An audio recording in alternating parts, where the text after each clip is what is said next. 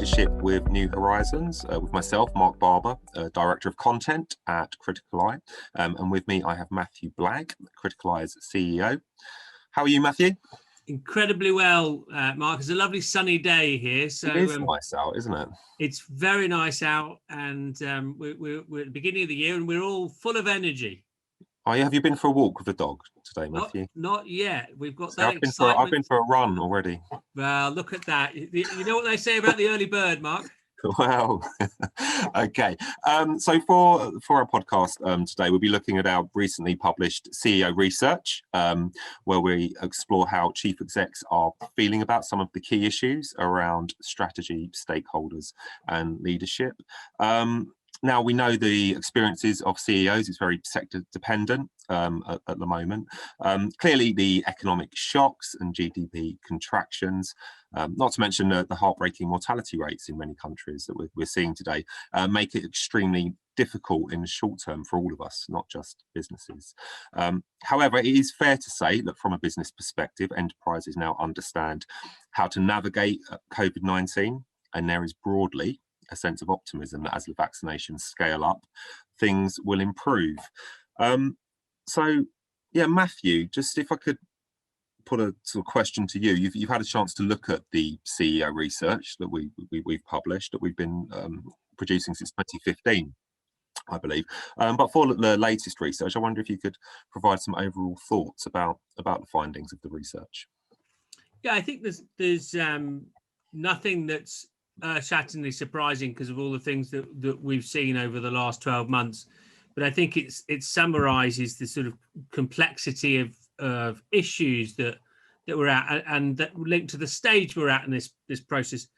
I think it's particularly revealing the challenge around strategy and strategic debate. And I think that's an outcome of now almost a year of virtual and degrees of virtual, where I think leadership teams, boards and executives haven't been able to come together in the way they normally have. And I think universal agreement that virtual is very good for transaction, but not so good for debate. And I think you're seeing that coming out quite clearly in our research. Ironically, I think people still think their strategy is relevant. Yes. But I think it's the debate around that, and then the board and executive alignment piece that's coming out of the research. So I think that's particularly relevant.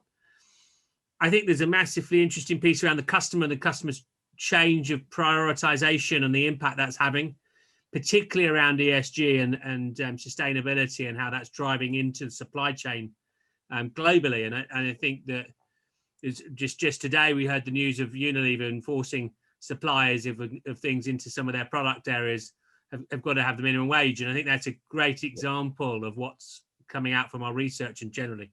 Yeah. And then I think the third piece, and I think the really big bit that's going to impact this year is the workforce implications. And I think that we're getting some quite complex, meaty challenges around workforce, and the alignment of the people to the strategy and the cultural piece is now, at a really interesting phase of opportunity and risk. And I think that's coming clearly out of our research. Okay. Absolutely. I mean, that completely echoes, doesn't it? So some of the themes that we hear from conversations that we have with our members. Looking at the research findings, and we asked the CEOs to identify the top 5 priorities for the next 12 months. There's the umbrella term, I guess. So number 1 is just getting through the pandemic, which I think, as we said, companies understand, I think, how to get through it and what steps they need to take. Then we have retaining talent and developing skills. Then sustainability.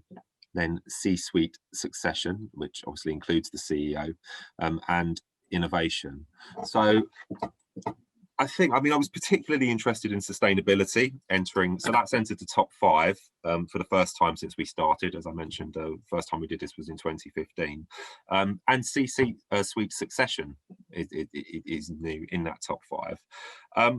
I mean, for me, ESG and sustainability feed into so many conversations that we have at the moment in a way that I've not seen before. I mean, obviously, it's by no means a new topic, but it really is sort of underpinning so much debate.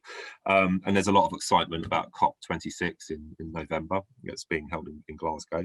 And I think the green agenda is being seen as a way to drive innovation and growth.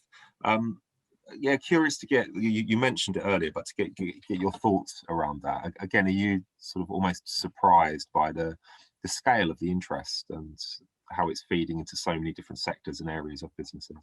I think that surprised, no, but I think that probably people underestimate the speed of change as those things line up. And I think that we're at an acceleration point.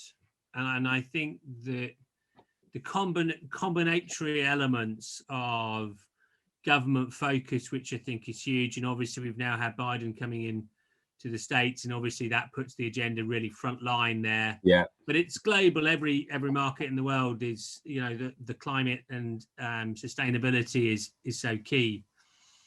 So the government agenda is, I think, huge. I think that the consumer and people agenda is massive, and whether it's the clarity around purpose, which comes across all of our research around people wanting to be very clear about purpose, and that having greater and greater resonance, and then the other side of it is capitalism and capital flow. And I think that in some ways you could say that's the bit that's probably now going to tip in faster and actually be the catalyst for that, because in some ways money is the oxygen for change. At the end of the day, you can have all the other things lined up, but if the money doesn't flow into it, it's going to be slower. And you are seeing now massive investment and valuations of businesses based on their ESG position. And I think, again, I remember sitting down with the CEO of a property group 18 months ago, and them talking about the sort of ESG component coming in the next 5 years. I spoke to him just before Christmas, and it's massively important now. And I think is a catalyst for change, and the change for good. I think that we're really at an exciting phase. If you take the positives of all this, it's massively accelerated as a result of COVID, which has broken down some of those barriers and will enable it. And I think that the challenge for leadership is to try and get ahead of that curve, because I think if you're behind it, I think you're going to be in a difficult place.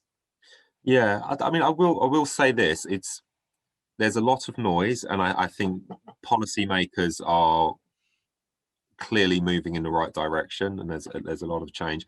I think it is great to see. I mean, obviously, there's a lot of commitment to going net zero. China's obviously pledged to go net zero by 2060. You've got Japan, South Korea, Philippines. UK has also sort of increased its targets with some announcements that were made in December. But I still hear that, I obviously would not mention the name, but I spoke to a chair where they said ESG is not a priority. Now, again, to be fair, the business is in a certain context and position where you can understand why the priorities do need to be elsewhere. But I think it really does need to be on the agenda, doesn't it, this year? There's kind of, in some way, shape or form, you need to find a way to make it a priority. Well, I think you've got to bear in mind that we're talking massive generalizations, and that you've got to break down, the world's not blunt instrument. And, so you've got a spread of different things. And ultimately, if you take... I'd push back on that, though. I think if you're chair of a large organization, I think that's sending the wrong message. I think you have to be able to understand that within the framework of your operating model and your business model, I think that's true. Really do need to have a position. I think that's true, Mark, but you've also got a complex world. So if you're an oil business, you're not overnight going to not be an oil business, and so I think that, and by the way, oil will continue to be a massively important part for society. And if you talk something that if you turned it off, the developing world wouldn't exist. So I think there's a blended element, as there always is. I think what we're talking about is that acceleration of capital absolutely is going in there. So if you're a traditional oil provider, your valuation is going down, not up.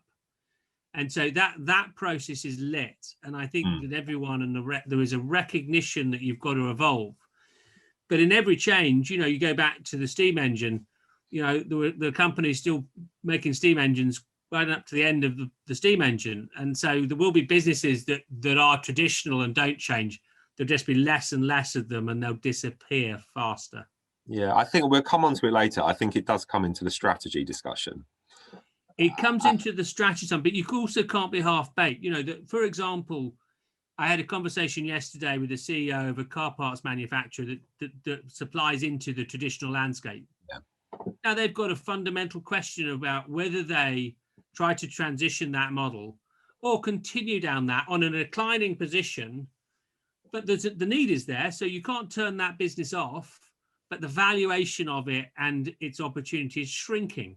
And the real question they've got is actually, is it better that they are part of that shrink and recognize that and are honest about it, or try and transition? And if they do, then that's a very different business and how the two work together. So that's a topic that we cover lots. And it's okay. So that your traditional business model has an expiry date, if you like, but that's where you're getting the bulk of your income. How do you pivot?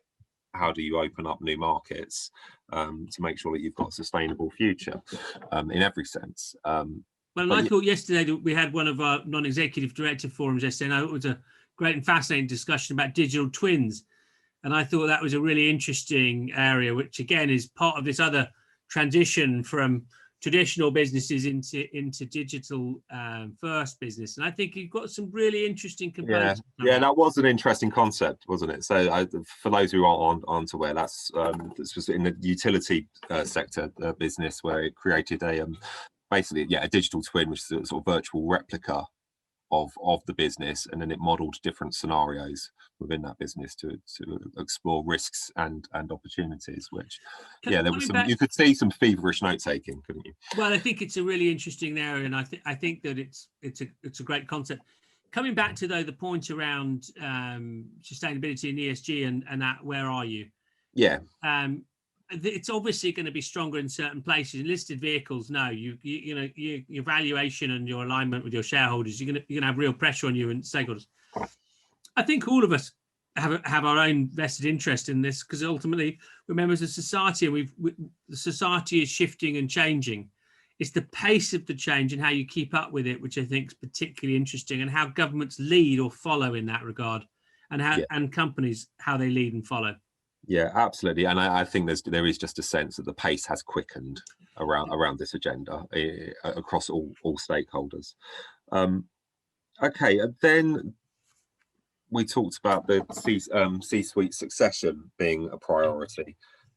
Again, I think that's fascinating that it's come into the top 5, because we have talked about this, and I think it was around this kind of time when we expected it to be more prevalent and an issue. But I am quite surprised that CEOs have flagged it themselves. So what do you think's driving the debate around C-suite succession?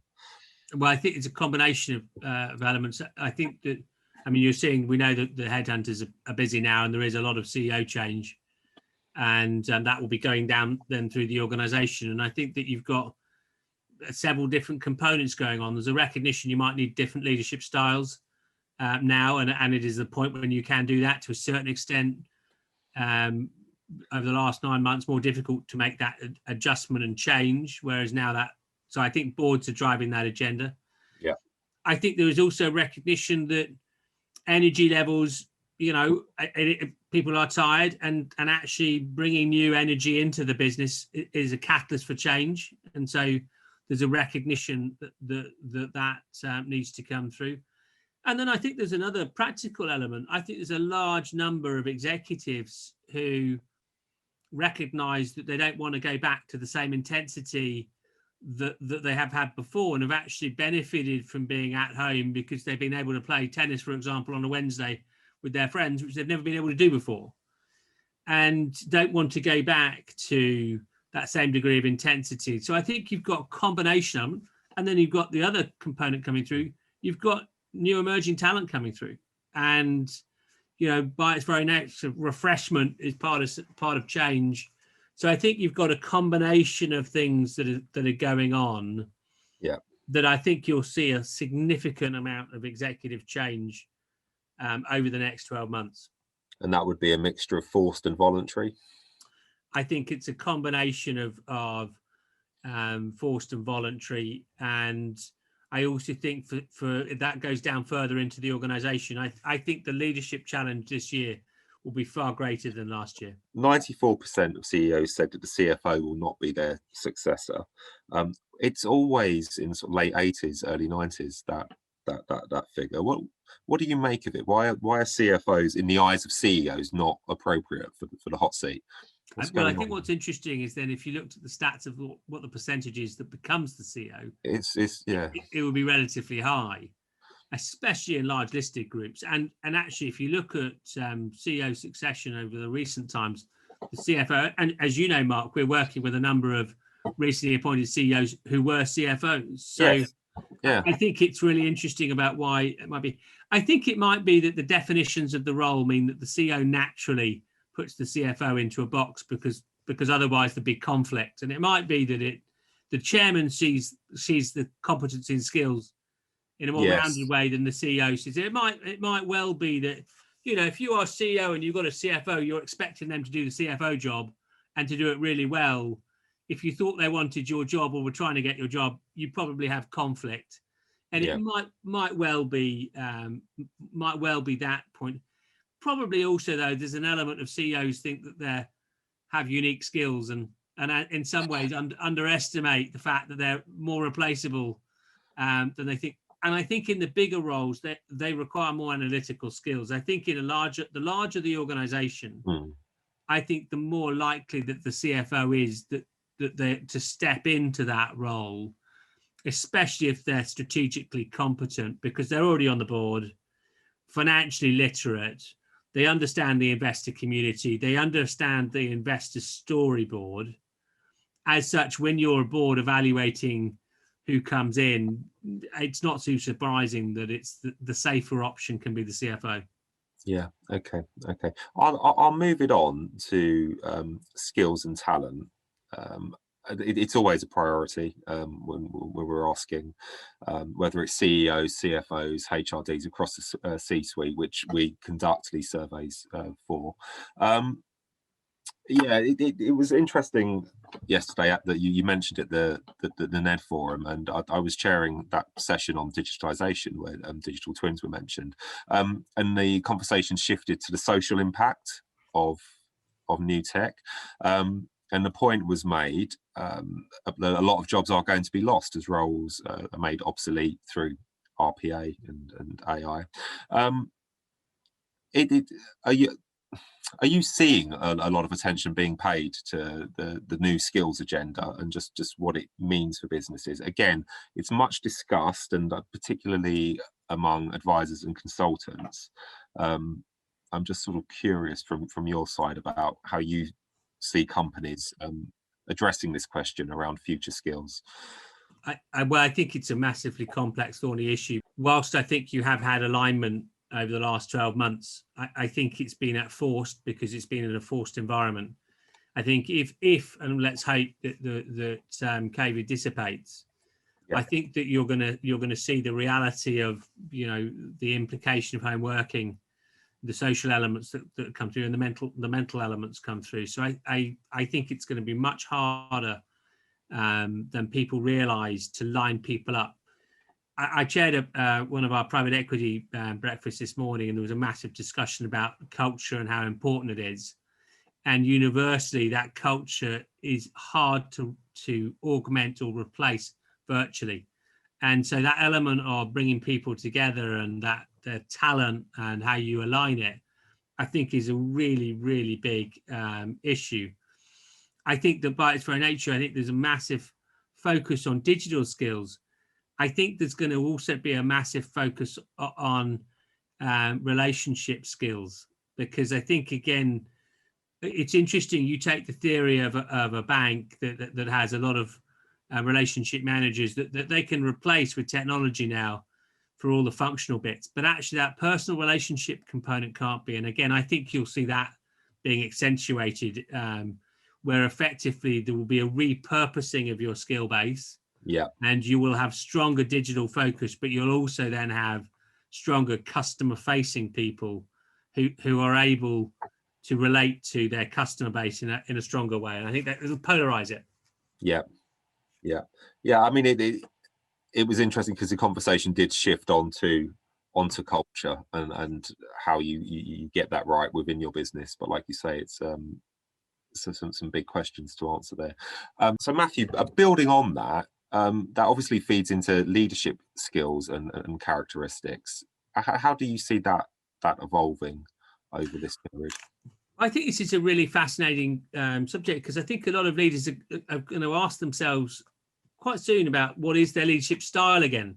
Because to a certain extent, virtual, they've been able to be more visible, more connected, but in a remote way. I think there's a real need for them to be more visible in a physical way. So I think that's going to be a real question for every leader about how do they balance the in-person dialogue to the virtual dialogue. And I think it probably is the balance between the two. And I think for most leaders, the ability to touch their people is greater now through digital than it ever was. And I think most people have adopted those skills. But I think that strong leaders will recognize that they also need to be physically available. And I think for global organizations, that's going to create some pretty interesting challenges, because remote leadership over a long period of time, quite difficult to keep people aligned. And I think that's going to really open some interesting challenges. Yeah, I think that's coming across. The way I would phrase it, it's the ability to have informal interaction. I think, yes, you can talk lots virtually and communicate, and that has been fantastic, and it opens up opportunities for how people work and engage. But it's still that you have to work harder virtually to have informal conversations, I would say, and I think you can lose a lot. Well, the other thing is we know is that as people move around more, your hybrid becomes more difficult. So virtual, when everyone's stationary, is quite straightforward. You can touch people really easily. But if you've got people moving around, then it becomes more difficult. And again, I think that there will be more movement. It won't go back to the way it was before, but there will be movement. And I think that creates different challenges. And I think, leaderships do need to be visible. And yes, certain people will accept virtual visibility, but I still don't think it will replace the in-person. And I remember a CEO of a large global manufacturing group who told me at the end of last year that he managed to get into a few of his manufacturing sites, and the respect that he had for the fact that he managed to do that was huge. And I think that will be important for leaders to be visible next year. Yeah. However, I will just, because I thought it was fascinating there, and it's been mentioned a few times, but someone was talking about their board composition and how they're looking at the skills mix on the board, and they was saying for their business, they'd probably look for, sort of in the UK, typically look for someone from the southeast, shall we say. Not anymore. That they look across Europe, they look to North America. They've completely globalized their thinking about the mix of skills that they need on their board, and that can feed into the business as well. Again, different types of business, it is a generalization, but again, it's how people are. I think it's opened up their thinking about skills. I think it has, but I'll quote the IKEA. They brought their board together in Sweden for 2 days in August. Why? Because I think the need to come together and actually have conversations as one unit in one location remains as true. So yes, I think you can have a board that does a lot virtually, and I think your Remco committees and your committee stuff can work, your transactional element of the board can work. You start really trying to have strategic debate virtually with figure flows flowing around and alignment and trust. I think you're getting some really big question marks about that. And I think as a shareholder, you're going to be a little bit nervous about purely virtual organizations and virtual things. And by the way, the auditors, I think they'll follow the trail. It'll be interesting to see how audit follows as we move away from a virtual world, because there's been a lot of virtual things done, and I think people might want to kick the tires a bit more. Yes, yeah, I agree with that. And as I said earlier, I think actually physical interaction, informal conversations, that you can't replicate that. So yeah, it would be interesting to see how that plays out. I mean, you touched on strategy there. 2/3 of respondents say their business strategy is still relevant.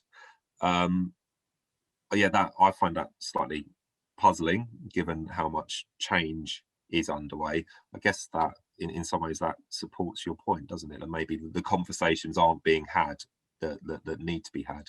Well, I also don't. I mean, at the end of the day, I think that there's definitions of strategy in terms of the headline strategy might look the same. The execution strategy underneath it might be evolving at a faster pace. You know, you've got this blue sky, you know, element of. So I think that's true. At the end of the day, also for most organisations, we're talking pivot rather than fundamental going for. You know, you take the theory of the restaurant group that then effectively, you know, that was purely restaurant that then does takeaway and that sort of stuff. That's a pivot. It's still a restaurant. It's still providing food. So you could argue if your strategy was to be the best food provider, and you know, you're pivoting it. So I think again, it's definitions. I think the underneath this, the need for agility on that strategy, I think, has grown massively, and the pivoting capability of your leadership team and your strategy, I think, has been exposed. And again, across the leadership time, you know, the winners of this have been organizations that have been able to evolve fast. Yeah, I mean, 77% have said the debate needs to improve around strategy, which does echo. What would be examples of a good strategic debate? Because we constantly see, and again, this survey backs that up as well, of CEOs saying that if there's an area they need to improve, it's getting some sort of outside-in thinking, it's getting external inspiration and points of influence, say from outside their sector. Yeah, sort of curious to get your thoughts on where you're seeing it done well. Well, I mean, I think the general element of where you do it regularly and you come together and you have wide discussions about market evolution rather than your business, so that you have that capability. I mean, you know, at the end of the day, you've got this blend of being a thinker and a doer, and you've got to get the blend right. And I think there are times when you've got to be a doer, and there's times you've got to be a thinker, and often people struggle to be both. And I think organizations need a bit of a blend of the two. And I think it can be quite hard to come up through the ranks and then suddenly become a thinker if you've been someone who's been very much in execution role. It's why often ops directors struggle to become CEOs, because their natural mindset is to drop into the organization and do things, which in crisis work. So you'll have seen in the last 12 months a lot of ops executives move up into CEO role. But when you come into it, leadership is about not doing things. You know, the point of a CEO is to make sure that they're empowering others in order that the time to be dedicated to the bigger things that are coming towards you. Now, again, I don't think there's any difference in the last 12 months. Great CEOs, great boards have ensured that they haven't been bogged down transacting and have been able to put airtime into those bigger, longer term positions. And again, I think that it's something very hard to create overnight, but it's vital that you invest in that. And that's not just at CEO level, that you invest in the competencies around you. As you know, we've been doing a lot of work with one of the care home providers, and that's all been about strategic awareness and broadening it. It makes a massive difference if you understand the complexity of the things going on around you. And is that sort of really evaluating and looking at your customer, how your customer is developing, where they're going, looking at the capabilities and skills within your workforce, the themes that we've touched on earlier? And they're the kinds of things that you would be exploring. I think it's your customer, but your customer might not exist in the future. So understanding where ultimately things are shifting and changing and how they're changing and the pace. And I think that you come back to single issue at the moment is pace for CEOs. And, you know, again, you've got to understand that pace of change. You know, we come back to saying, what is that pace of change? And you need to be just ahead of it. If you're too far ahead or too far behind, it rolls over you. And I think, again, That's the key with strategy. You don't want to have too big blue sky dialogue, but you've got to be close to those changes. And at the moment, we're at a point where there's so much up in the air. It's vitally important that you have the ability to benchmark your big decisions at the moment. Yeah. I've got a slight note of warning for those businesses who've had a particularly good run over the last 9 to 12 months, because I do think that there's a danger they haven't taken advantage of the changes to the same extent as some of those that have been under real pressure. And I think there's a danger that they haven't evolved as much as they need to, and actually might be hitting. Generally with trends, the sectors that go through the hardest points usually emerge the strongest. The sectors who have the easiest period often then become a little bit fat and lazy. And I wouldn't be too surprised if we don't see a bit of that. Yeah, because again, it's 61% of respondents say customers are their most challenging external stakeholder. The most challenging internal stakeholder is the workforce, 45%, which is up from 27% last year. It is about innovating, isn't it? It's about looking at where your customer's going. Again, there's nothing. In some ways, it can be exciting, and I think companies are embracing that opportunity to think about, okay, maybe there's been legacy thinking in the business, maybe there have been silos that have been hard to break down. This period enables you to really push and accelerate those changes through. I think absolutely. I mean, I think that for leadership, you go in for the harder times, and we're coming through one. So I think you'll find that strong leadership teams are going to have a really exciting year. I think that there will be a lot of organizations and leadership teams where they struggle to emerge. They'll survive and have survived last year, but they won't put their foot on the gas as much as they need to. This is a year where you come out and you push on, and you can't be looking over your shoulder. And I think that it's my big comment for leaders who have been incumbent in roles. Think of as though you just landed in the role. What would you do differently, and what would you do forwards? Because there's a danger that you're still looking behind you.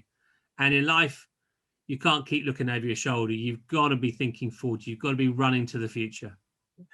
One other finding around stakeholders that I thought was fascinating is that 97% of the respondents said that they expect more pressure from investors over the coming year on performance. What are your thoughts on that? Well, I think we're hearing and seeing that very clearly, and I think that's globally. There's a massive amount of capital. Markets have done relatively well when you consider, but I think they are nervous, and I think they won't be forgiving. Hence why I think that the pace of executive change is very strong, because if you get it wrong in this environment, I think that you're going to pay very fast. And so there's no question that you've really got to be clear on your story. Don't over communicate, don't over promise, because if you under deliver, I think it will be brutal. I think you fall very, very hard fast if you under deliver. So the big message to CEOs and boards out there is under promise, over deliver, have fun. Okay. And any other message that you would give to CEOs at the moment, and in terms of their thinking and the forward agenda? Well, I think that last point is less glib than it sounds. I mean, I think it's really important that there is fun and humour, and at the end of the day, it's a large part of your life, and so the energy and positive energy, is really, really important, and making sure that comes across and comes into your leadership team, comes into the boardroom. I was with a CEO the other day where it's attrition on the board environment. No one achieves anything when it becomes like that. Now, something's going to change there. But the point within it is think about your style. Think about how to bring the best out of your people, and generally inspire them rather than push them, because it's really key at the moment that you take people with you. Followership is never going to be as important as it will this year. Okay, momentum and inspiration is what's required. Okay, Matthew, thank you for that. Thank you for listening. Please do look at our CEO research, and please do give us any feedback on it. We're always looking for comment and interaction. But thank you very much. Take care, and we'll be releasing another podcast soon. Take care. Bye.